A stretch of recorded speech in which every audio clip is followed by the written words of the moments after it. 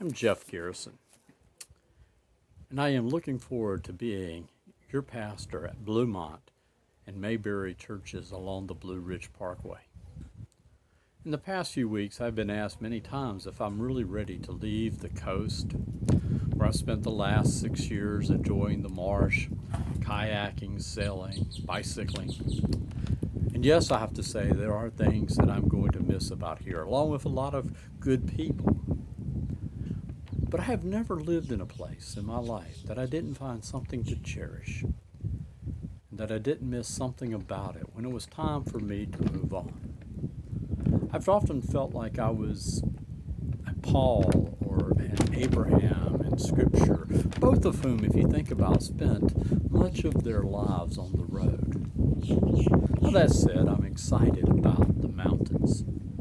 The first time I remember seeing the mountains, I was 6 years old. It was the summer before I started school, and we had moved just after my birthday in January to Petersburg, Virginia. That summer, the whole family went camping up in the Virginia mountains, and the one thing I remember about that trip, it was we were driving along some highway somewhere, and I spotted buffalo off in the distance.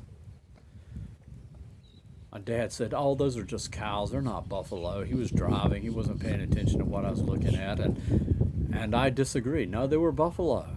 Now, one thing you have to know about me is that I come from a family of hardheads.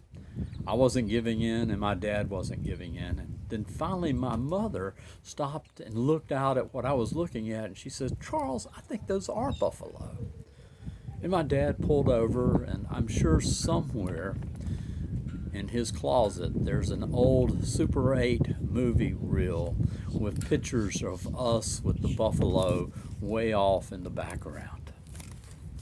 Now, while I don't expect to see any buffalo, at least buffalo that's not fenced, out roaming in my backyard, it's fitting that I'll be living in a house that overlooks Buffalo Mountain.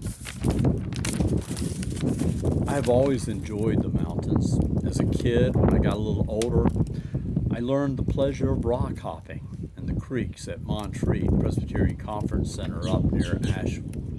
And later I would become enchanted with the Appalachian Trail, and over a few years hiked the whole length of the trail from Springer Mountain, Georgia to Katahdin in Maine. There's a long tradition about mountains in the Bible, which goes back to at least Moses, who experienced God in the unburnt burning bush at Horeb. Moses would later receive the law at Mount Sinai. And there's Elijah, who fled to the mountains when afraid of the king's wife Jezebel, and found refuge at Horeb, where Elijah met and was nourished by God. The psalmist appreciated the mountains. The 121st Psalm calls us to lift our eyes into the hills, while reminding us that our help is not found there in the hills, but in God, the Creator.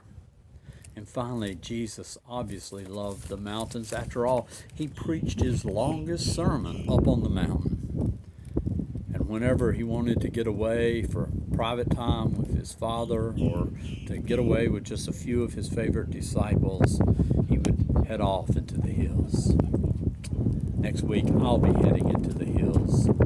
My first Sunday preaching at Bluemont and Mayberry will be October 11th. And I hope to see you there. God bless.